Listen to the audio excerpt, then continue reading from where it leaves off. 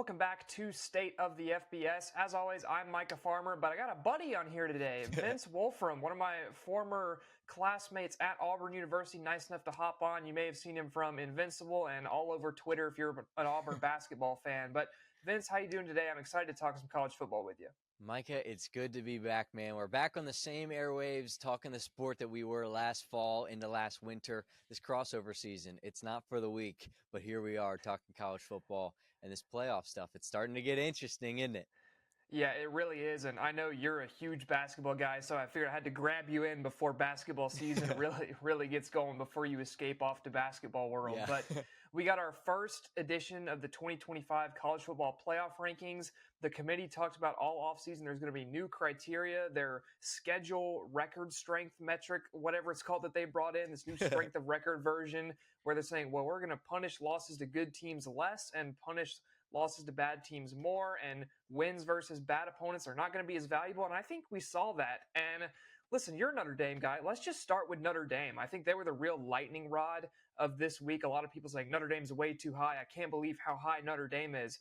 I want to hear your opinion on that. I know you're pretty good at keeping your Irish bias out of these things, unless it's Jeremiah Love related. So I want to hear your thoughts on this. Yeah, that or Brian Kelly related. I totally agree with you. I mean, I think just from a general standpoint, if you watch the top 12 teams in college football, it's hard to have a conversation about Notre Dame not being in it. The eye test is certainly something I think that the Fighting Irish pass, an offense that has two running backs that if you argue for one, you have to argue for the other in terms of major awards. A freshman quarterback that's exceeded all expectations and is something that puts smiles on Notre Dame fans' faces. Outside of that, I mean, an offensive line that's handled business and allow those running backs to do what they do. A wide receiver in Jordan Faison that has an unreal connection with CJ Carr under center. Pieces all around for that Notre Dame offense that has been producing very, very well since those first 2 weeks when they fell to two top 10 teams. Since then, they've been on a roll, and that defense is slowly improving. I know those first couple weeks, everybody was on the Chris Ash, what in the world is going on train. But since then, the defense has really been putting up numbers. I think after those first 2 weeks, in the 5 or 6 weeks following, they had forced 15 turnovers. So a defense that started off not great, starting to put some pieces together. And even last week, if you look at that game versus Boston College had a new quarterback, a couple of backups in there. Notre Dame maybe didn't know what to expect. It was a battle for 3 quarters. BC's done that with people and just hasn't been able to come out victorious, but Notre Dame did what they needed to do to come out on top in that one. And I think Notre Dame, they'd pass the eye test for me. Very neutrally looking at that too. Like I would say that I guess the teams close to them in this ranking, like Texas, right? Like majority of the season, they have not passed the eye test. Louisville, they lost to a Virginia team that's the best team in the ACC right now. Like there's games where a lot of these teams haven't passed the eye test, and when your first toughest 2 games are against 2 top 5 teams, I guess what were 2 top 5 teams in Texas A&M and Miami, who's fallen out now. I think it's hard to go against what the Irish have done in the last 6 weeks to really turn it around. Yeah, I completely agree with that. And for me, the eye test is so important because at the end of the day, we can't all play the same team. So we have to look at the product on the field. And Notre Dame has just been absolutely handling teams. And what I would say too is, like you mentioned, if you're going to say Notre Dame is too high, tell me who below them should be above Notre Dame.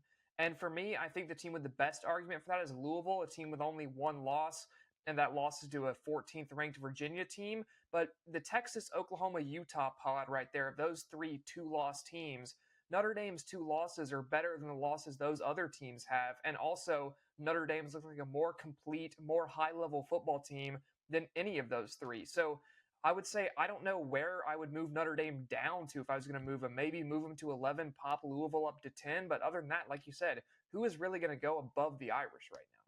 Yeah, that's certainly a tough question to answer. And I think, too, a lot of it will change over these next, 4 weeks we have left of the regular season. I've been saying all year, this is going to be the first year where we see a 3-loss team in there, whether that be an Oklahoma or a Tennessee, which we'll talk about, or a Miami. Like we really don't know, but there's going to be so much back and forth. I think especially in the SEC, a conference we expect to get 5-ish, maybe north, maybe south of that number teams into this playoff. I think it's going to be an interesting thing to watch for down the stretch, because there's going to be a lot of teams, I think, that are walking that tightrope in terms of maybe getting that 11, 12, 10 spot when it comes time for playoff season. Yeah, I completely agree with you on that. You mentioned Tennessee and Miami both. I want to talk about Miami first, and more so the ACC as a whole, because 5 teams ranked for the ACC in this top 25, but the highest ones are Virginia and Louisville at 14 and 15. You have Georgia Tech, who had been top 10 all year, sitting at 17 after a loss to NC State and their electric quarterback in CJ Bailey.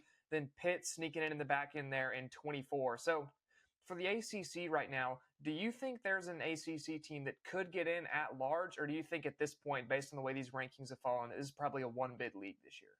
It's certainly leaning towards the latter of those two things, right? I mean, just how the cookie has crumbled realistically, right? Miami started off as the best team, and I thought they were the scariest team in college football for the first 7 weeks of the season. Defense that looked impeccable, an offense that was still figuring out, but managing to win games. When you have that recipe, it usually turns out great because it starts to click, and then you're all go. But unfortunately for Miami, it's been an offense that's struggled since that point. And now being 2-loss in your conference, Miami's probably not going to play for an ACC championship No. with Georgia Tech, with Louisville, with Virginia, all right there, and even Pittsburgh. There's teams higher than Miami in these ACC standings. If Miami had that ACC championship, I thought maybe they could sneak in. But now, after the SMU loss, which I thought was really deflating, I forget off the top of my head who their last game of the season is. It's Pitt. It's at Pitt.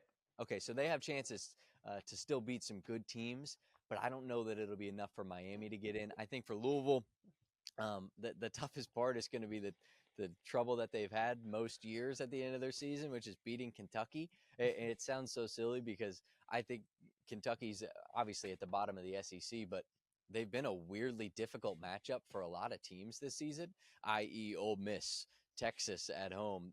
They've gave Tennessee scored a ton of points, but Tennessee allowed Kentucky to score a lot of points. So Kentucky's not going to be an easy game for Louisville. That could be a game out of conference that knocks them down there at the end of the year. But for me, right now, it's Virginia. I mean, they just haven't shown they've shown character. I think that's a football team that is won in different ways, similar to a Vanderbilt, kind of, in my opinion, just rough around the edges. They don't have to play a perfect game to win. They've found ways to make sure that they score more points than the other team at the end of the day. But for me, they're my favorite right now. I think Georgia Tech with Georgia at the end of the season, that probably doesn't help them. But you know how that game can go. How you saw it last year. That was just a marathon of a game. So if it's anything like that, I'll be excited to watch that one. But I feel like Georgia might just be too much to handle for 60 minutes in that one. So my guess is Virginia right now, but it's once again, it's one of those coin flip toss up kind of situations. Yeah, I'd actually take Louisville to win this league right now. I really like the way the Cardinals are playing under Jeff Braun. Chris Bell, I think, is just such a fun player. He almost looks like a running back playing receiver out there with the way he's built. He is awesome. And then this defense, I think, has been steadily improving over the course of the season. It feels like this team just gets more steady and more steady as the year goes on. However, I think the ACC might have an at-large slot with Georgia Tech. That depends on them beating Georgia, which is obviously going to be difficult to do. But if Georgia wins out and you're sitting there with a Georgia team that doesn't go to Atlanta, but Georgia Tech has beaten them when they were probably ranked 4th or 5th, depending on how the rest of the schedule falls, I think that might be just enough to sneak Georgia Tech and then maybe the 11 seed there. And then if they play in the ACC title game and lose a nail-biter to a Louisville team that's also on the edge of the top 10, I think that's your only pathway to a 2-bid ACC. But with that game being in Mercedes-Benz instead of on campus at Georgia Tech, it takes the life out of it a little bit for me. And I'm not sure if that's going to affect Georgia Tech or if it does, how much it'll be by. But either way, I think I would agree with you. ACC probably a 1-bid league, and I would say one of Louisville or Georgia Tech. I like Virginia. I think they're playing solidly, but you look at some of their recent games, had real struggles with North Carolina, had struggles with California, and I know Cal's a good team with Jaron Kiabe Sungapulutele playing quarterback for them, but just some issues I'm not totally sure about with Virginia at this point in the season. And then Miami, as you mentioned, that SMU loss is inexplicably bad, and now they fall behind SMU in the conference standings because 2 of SMU's losses are out of conference. So Miami's sitting behind Louisville, behind Virginia, behind Georgia Tech, behind Pitt, behind SMU. it feels impossible for them to get into that championship game at this point unless just total chaos ensues. But now I want to shift and talk about Tennessee. There have been a lot of people who are complaining, why is Tennessee ranked? They don't have any good wins. Their best win is probably at Mississippi State in overtime in Starkville. Had the loss to Oklahoma, the loss to Alabama, the loss to Georgia. So where do you sit with Tennessee? Do you think this is a team that should be ranked, or do you think that maybe committee's overvaluing them a little bit for being 6-3 in the SEC? Yeah, I mean, I think that offense has proven exactly what it can do. It's been a top offense all year. And in the SEC, that's not an easy thing to do. I don't want to overlook that from Tennessee. I think Aguilar has been pretty effective for that group. I think Josh Heupel's team on offense has been a force to be reckoned with. Now, have they capitalized in the biggest moments? No. And I think that's what kind of puts a damper maybe on the 6 wins that they have gotten. And for the defense, they've just, I don't know, I feel like they've allowed too much damage. There's damage control there that hasn't been working to its fullest potential. 25, I'm fine with. That might just be because who really cares who's the 25th in the polls? I'm not somebody who's digging up the ground trying to find who's 25th. But I also think there's a lot of season left to be played. And every week in the SEC offers a new chance for a team to climb or a team to fall. So maybe that question being raised and the conversation about it could easily change week to week, depending on who loses, right? Because there's Missouri's ahead of them, and they're playing with a backup quarterback, or a Texas who's escaped so many times, time and time again. Oklahoma with Mateer, who's maybe still coming back from injury. We don't really know what his deal is because some weeks he's balling, other weeks he's kind of struggling, maybe still working back into it. So many things still up in the air in the SEC. I'm fine with Tennessee at 25 just because that offense has been so potent. But I understand where people are coming from with the 6-3 Tennessee team. Yeah, you mentioned the offense. My issue with Tennessee, like you said, is the other side of the ball.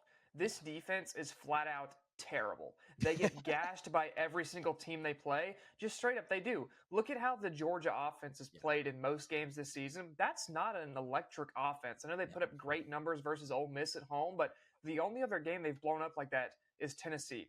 They allowed a ton of points to Kentucky.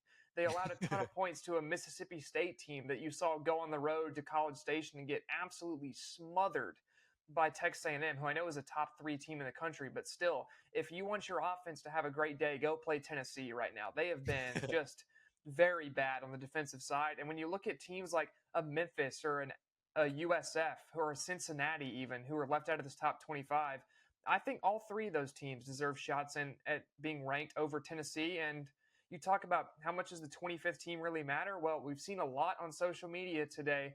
Does the group of 5 really even deserve a playoff spot? I think if you have Memphis in there at 25 or USF in there at 25, maybe you get a bit less noise about that. But for Tennessee, yeah, just play some defense, and then I'll accept you in the top 25. But for now, I don't think they deserve to be in there. And I know you have the big loss of Jermod McCoy for what's been the full season with ACL rehab so far, and I would love for him to come back because I think he is one of the best corners in football when healthy, although I'd probably still give the nod to Leonard Moore for best in the country at that position right now. He's awesome. But still, Tennessee, I get the upsetness. I get the anger at that. And frankly, I wouldn't call it anger, but I'm on board with the confusion in that one. But next, I want to talk about the Big 12. We have 3 Big 12 teams in the top 13, BYU and Texas Tech, who play this weekend at 7 and 8. I am hyped for that game, super excited. And then Utah at 13. And Vince, I look at this, is 3 Big 12 alive? Because if you get Texas Tech with a win this weekend, a close win over BYU, and then they rematch in Arlington and BYU wins that one close, I think those 2 teams would both stay in the top 10.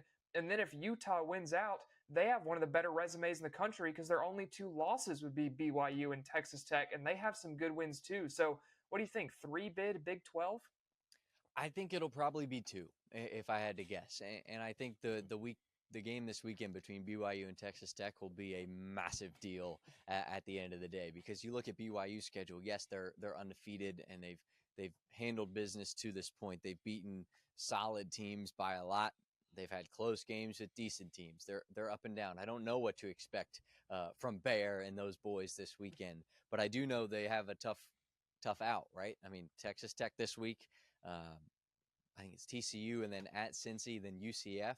That's not an Yeah. easy 4-game stretch to finish the season. So I think it'll all depend on what happens this weekend in that game. That will decide the fate of not only just those two programs, but the Utah Utes as well. They're in that same sort of mix. It'll all depend on, I think, the outcome of this weekend. I could see it being 2. If it's 3, I think I would just be surprised that one of these programs would be able to handle business like they I guess they would have. So we'll see. But I if I had to guess right now, my guess would be 2. Yeah, I think I would agree with you on that. As much as 3-bid Big 12 would be extremely fun, I just don't see a great pathway for it right now, especially because the ACC and the G5 are both guaranteed a spot in here somehow. So you would think Utah, Texas Tech, and BYU would all have to end the season top 10, and I'm just not sure how feasible that is. But you mentioned something earlier I want to talk about as well is could we see a 3-loss team in this playoff? And I think the two primary suspects for this are sitting right there at 11 and 12 in Texas and Oklahoma. Because Oklahoma has Alabama next up. If Oklahoma loses that game close and then wins out, I think they have a shot. For Texas, they have 2 huge games still on the schedule at Georgia this coming weekend, and then they host Texas A&M in the last week of the season, rivalry weekend. And I think if you get a 9-3 Texas, that at that point would have a win either over Texas A&M or Georgia, that's a team that has playoffs written all over it, despite how shaky they've looked for a lot of the first half of the season. Yeah, and I was trying to make a way to throw Vandy in that group too, but with the rest of their schedule, I mean, I've They been have on to the win out. hype train of the Vandy Commodores. I love the I hope swagger they that make it. Buckley's building over there. But with the remaining schedule, I mean, at Tennessee, I think is their last game, or maybe it's at home versus Tennessee. Yeah, You got it's Auburn in in that Neyland. mix. Yeah, so not the most favorable schedule in terms of big wins that they could stack up to try to make their case. And for Oklahoma, I mean, they have, I think, the toughest road of any SEC team still left to go, right? Um, Yeah. Tennessee last weekend was a huge win away to at Alabama this weekend. If they could pull that off, whew, that would cause some serious shakeup, I think. Mizzou after that, I mean, you just have to stack wins if you're Oklahoma here, and LSU the last week of the year. Depending on how those go, I mean, I could see if they win out, obviously I think they're in. I think it would be hard to deny a team that beats Alabama, a team that beats Tennessee, a team that beats Michigan, beats Auburn the way they did. They lost to Texas in the Red River rivalry, the game after John Mateer comes back. I think that'll be taken into account. The Ole Miss loss. Ole Miss looks the best that they have in many, many years, and they're looking to break that glass ceiling that they've had over their playoff hopes the last couple years. So if I had to pick one, I would say Oklahoma.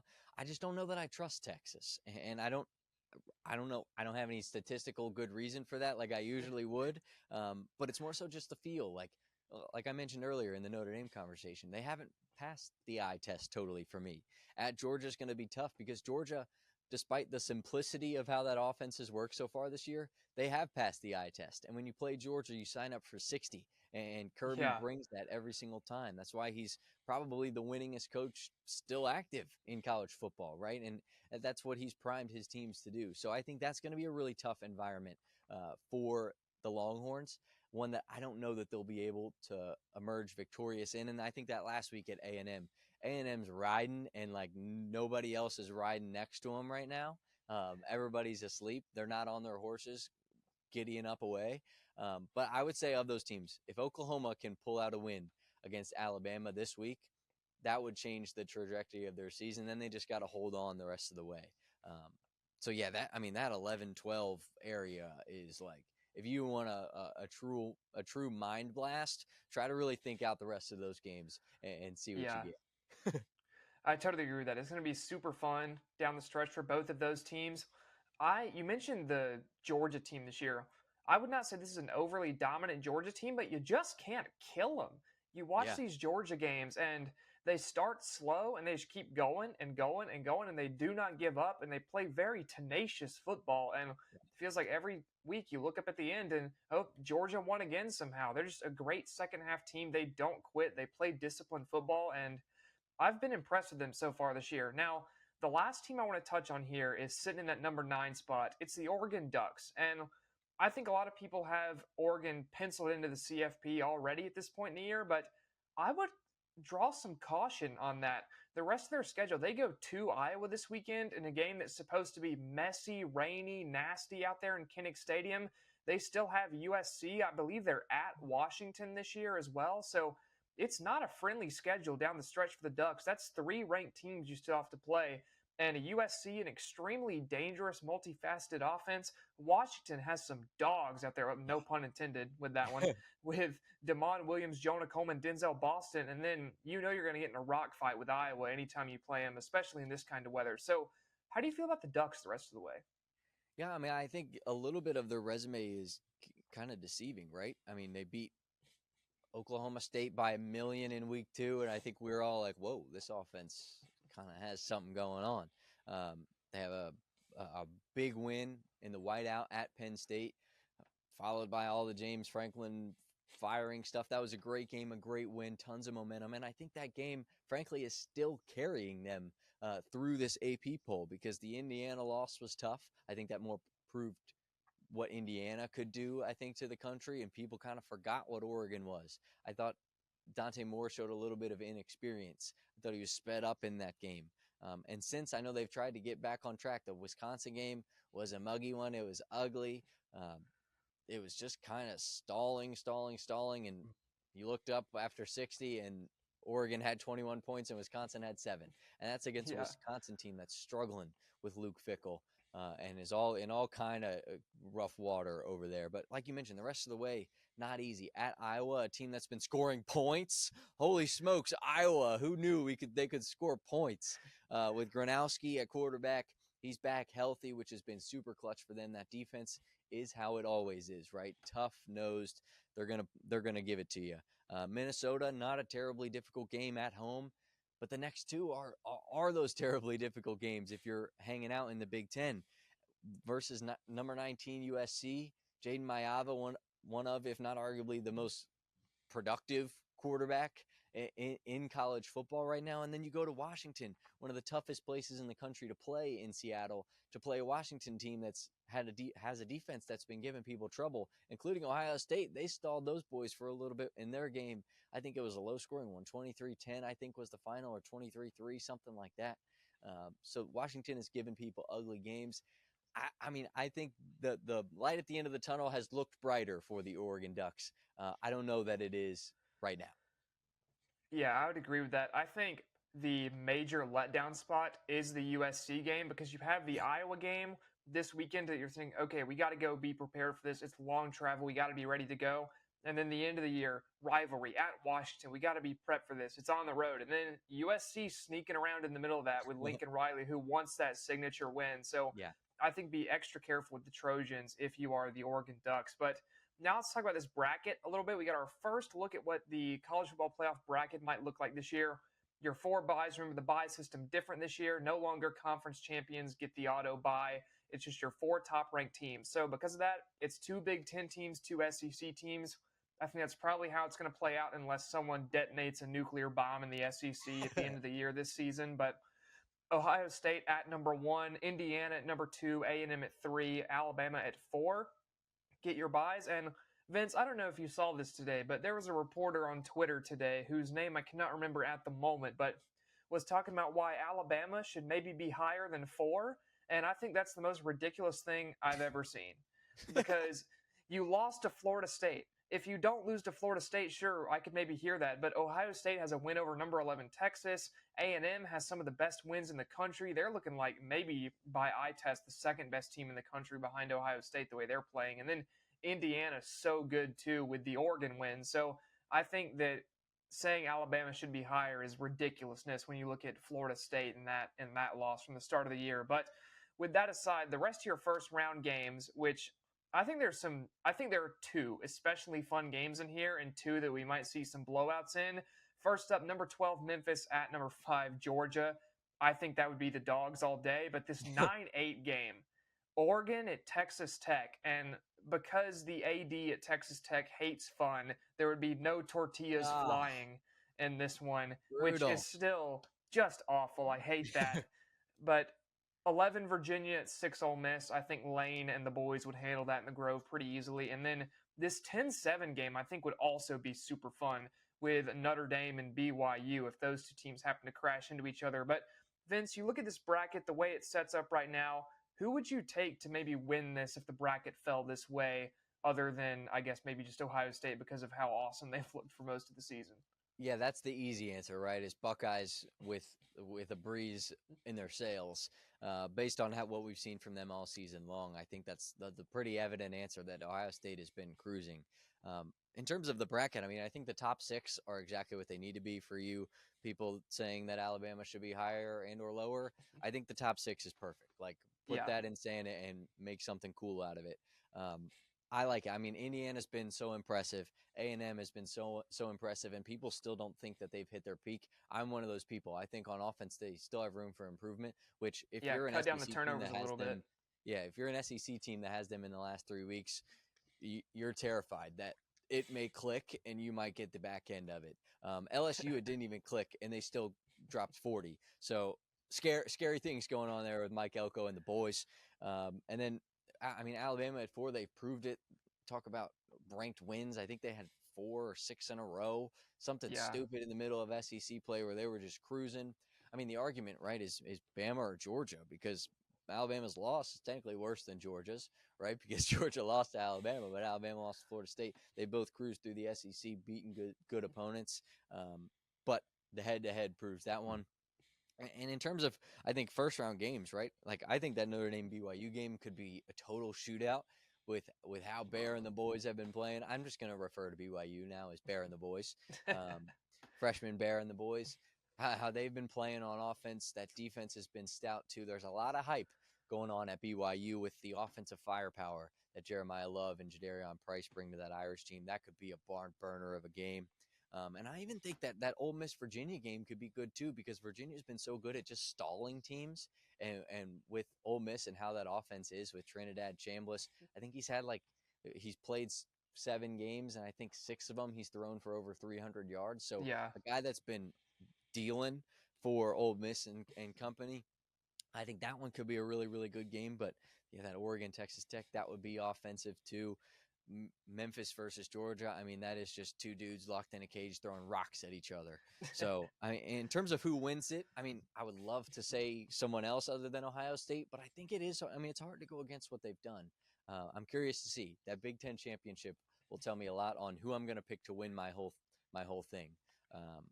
Because Ohio State, they got Michigan last game of the year. You never know how that one's going to go. And then Indiana after that. So that'll be a huge teller.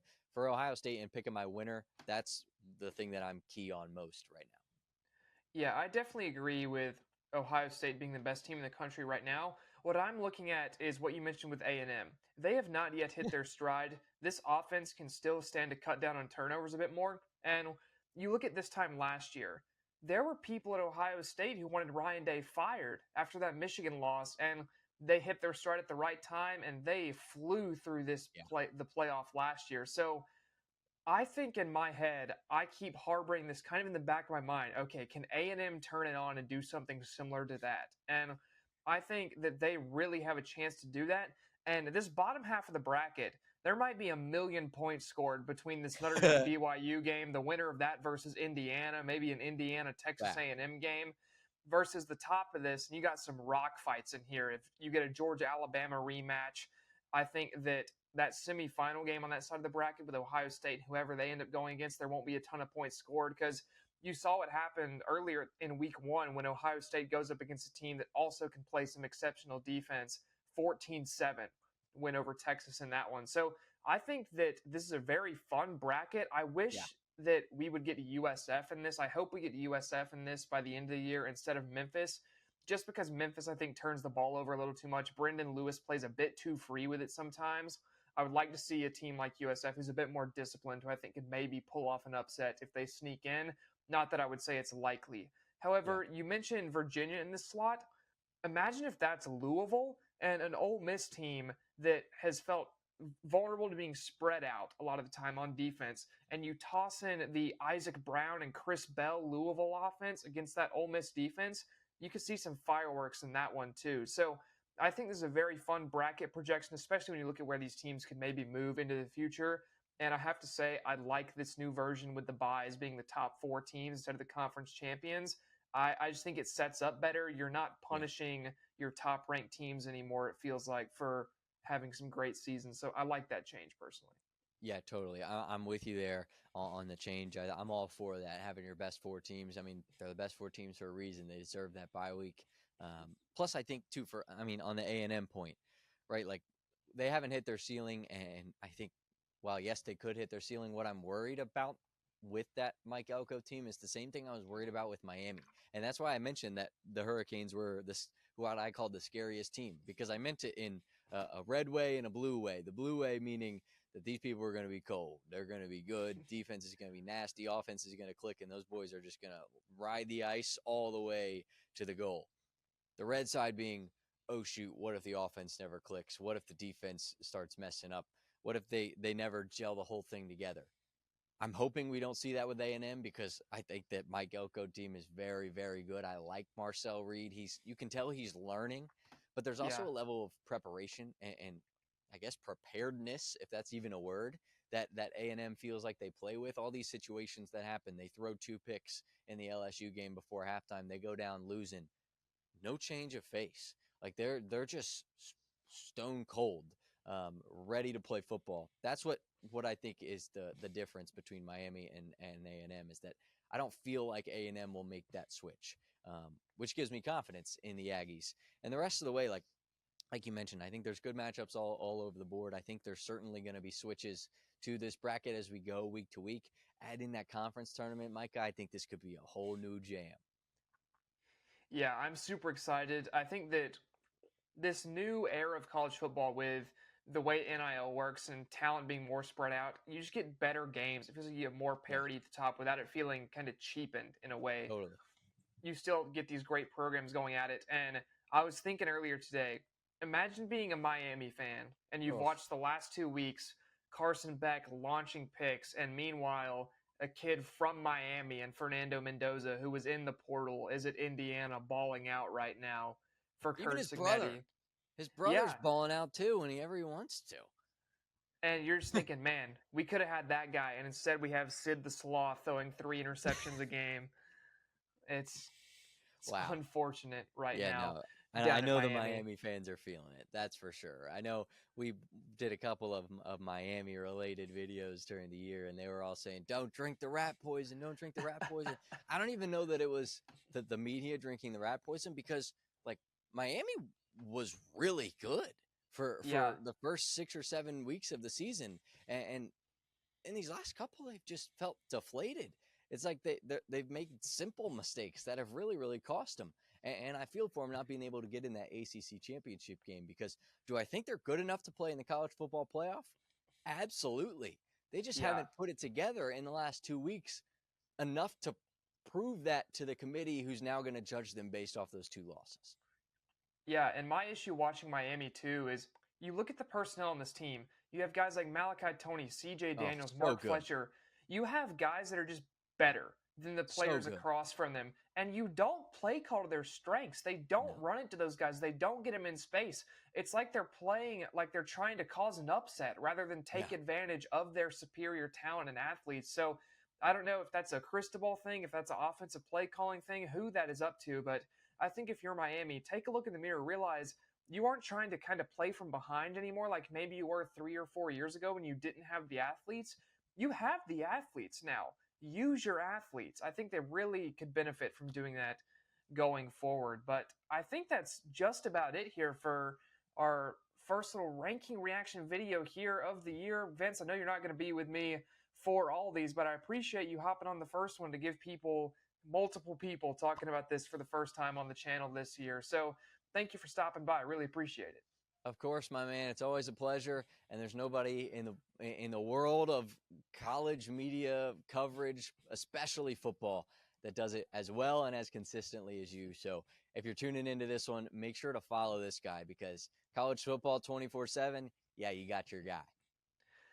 Appreciate that, Vince. And then if you guys want to check out Vince, he does have a YouTube. It's V1NCE on YouTube, nice little VW logo. You can find him on Twitter and Instagram and TikTok as well. If you're an Auburn basketball fan, you've already seen him. But if you are any kind of basketball fan, go follow this guy because it's the right time of the year to be tuning into some Vince Wolfram. This guy has basketball knowledge coming out of his ears. He's probably forgotten more about basketball than I know at this point in my life. But thank you guys for tuning in. Like Vince said, if you did enjoy it, please make sure to subscribe. Really appreciate it when you guys do that. And thank you for tuning in. I'll see you at the start of next week and maybe even the end of this week for some more CFB content because I do want to preview this Texas Tech BYU game for y'all. But until next time, I've been Micah. Thanks for joining me today, Vince. This has been State of the FBS.